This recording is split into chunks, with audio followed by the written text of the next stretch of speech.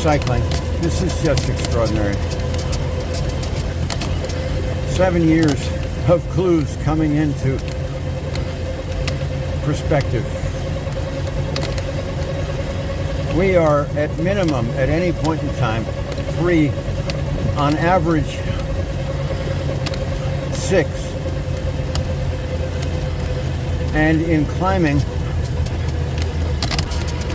hauling this vehicle through space. It's a joyful thing. Can you imagine working with 12 other folks to haul something important through space? It's a joyful thing. It's intrinsically joyful every second. Can you imagine the amount of discomfort and pain you could bear hour after hour in such a relationship where your opportunity was to help those others and do your part to ease their pain, to take the stress off of them? This is how it is for James. This is how it is for all of us, until the degree to which we haven't been corrupted from what we were, from our DNA given humanity. This is it. And finally, after 7 years, getting the picture. Getting the picture, James? Getting the picture. Thank you.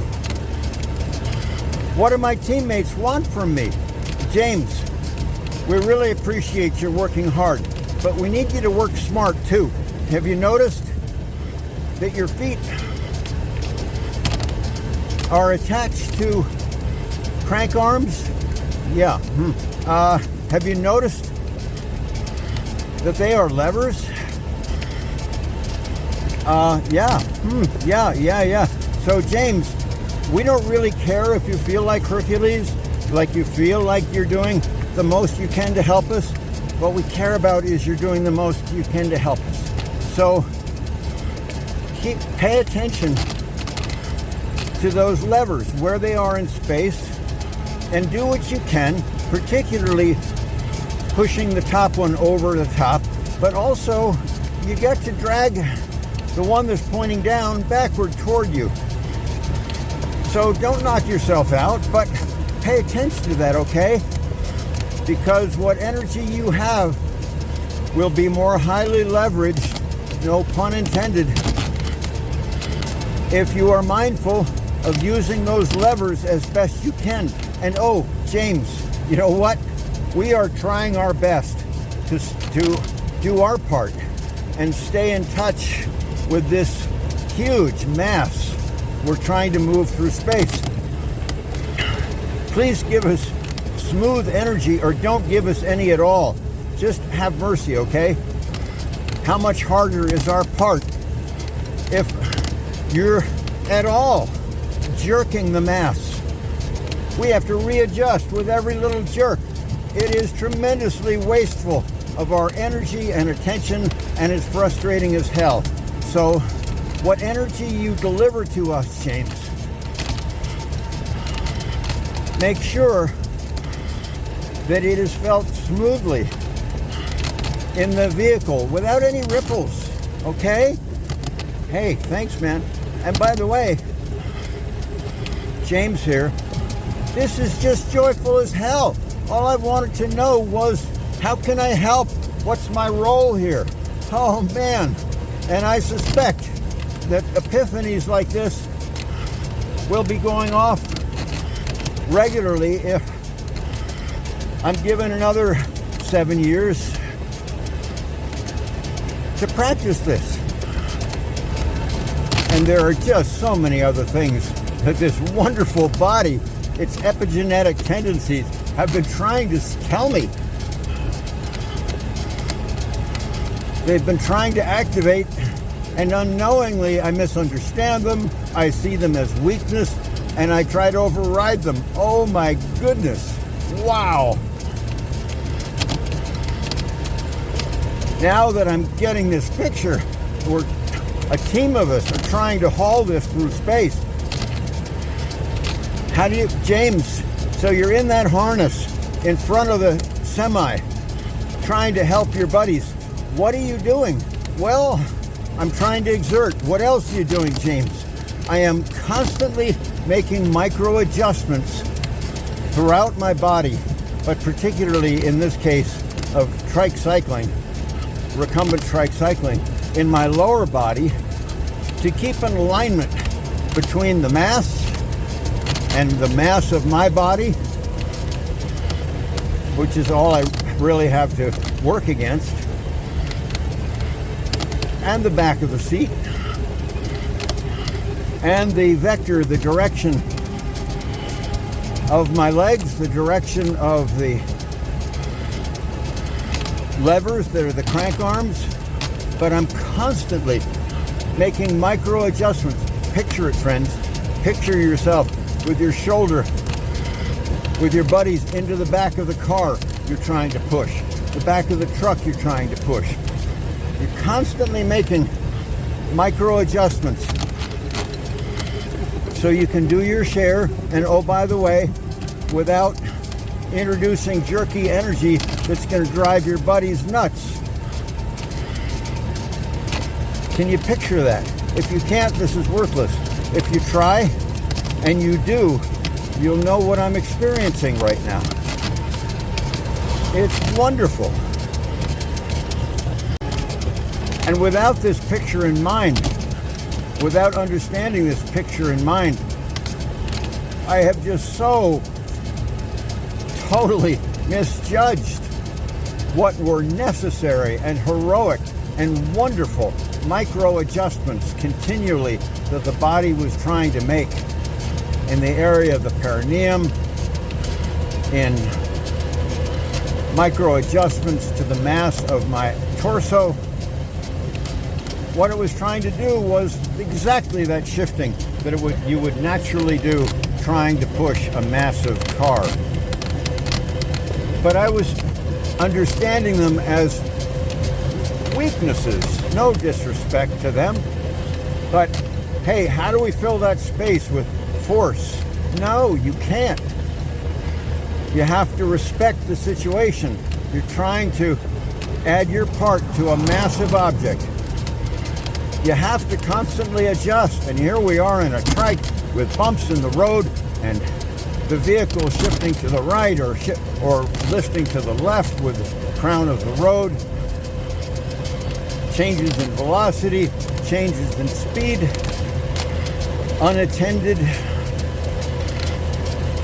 using the throttle to simulate your buddies providing jerky energy, your buddies providing unannounced energy, which makes your job 100 times much more difficult. And now instead, using the throttle as I would want my buddies to use their energy. Just smooth adjustments, James, that make sense when necessary. No surprises, man. And try and do it in a way that the muscles and your body and your mass don't have to adjust for. You can do it, and yes, with this in mind, it is intuitively obvious. Without this in mind, none of this is intuitively obvious. Vision. Having a vision, which is called faith in some religious circles. It's vision.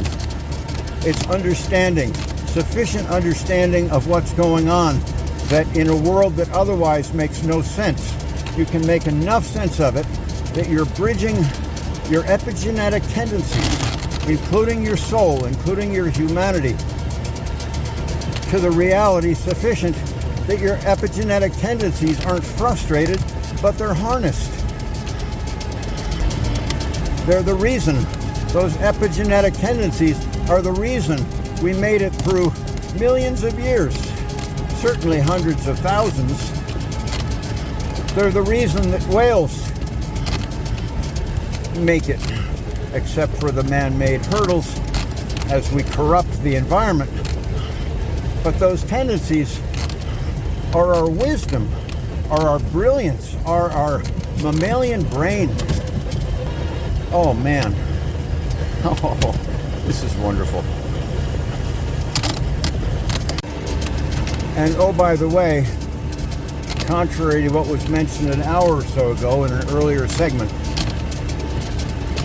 now that the piece of my buddies, my co-workers, my co-haulers want me to use smartly whatever advantages are available to me, because it helps us. It's not a matter of making it easier, it's a matter of helping more than otherwise. Being mindful of all this, including the levers that are the down pointing and the up pointing crank arms. My output is back as high as it's been any time in many months, probably averaging 85 human watts per hour. Although that's what my psychoanalyst is reading, there's a curious artifact.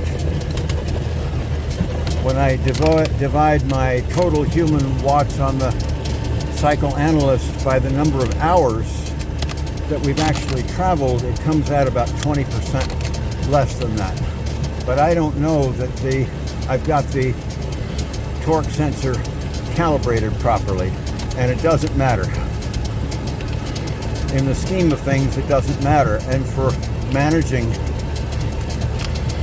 our contribution, which gives us 15-20% of our range every day, which will be important in the short winter months,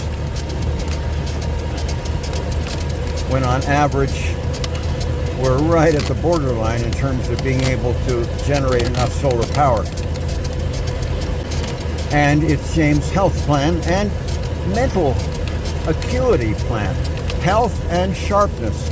There's no question in James' mind that what he experiences as important epiphanies, potentially important for people beyond just him, that the blood flow, the mental exercise every day, the challenge of solving this puzzle of doing my share of moving this massive object through space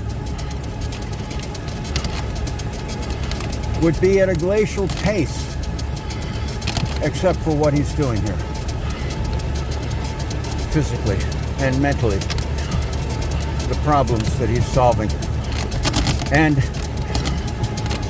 it is really amazing. So his understandings about Jesuianity, wow. Well, just any of the recent videos on the YouTube channel are huge leaps for him in terms of understanding. And would they be happy? And leaps like that for James almost always happen at the same time as leaps in understanding cycling. I don't know why they'd be happening at the same time, but apparently when the brain starts seeing patterns, starts making sense, when the mammalian brain starts making sense of what's going on, enough to harness one part of the body, one part of the system, that same acuity, that same sharpness, that same creativity must flow to other parts as well. Or maybe, no, it's got to be something like that, because how advances in cycling and advances in understanding, unleashing the potential of our humanity, returning it to its health, the rebirth of our humanity, the resurrection of our humanity.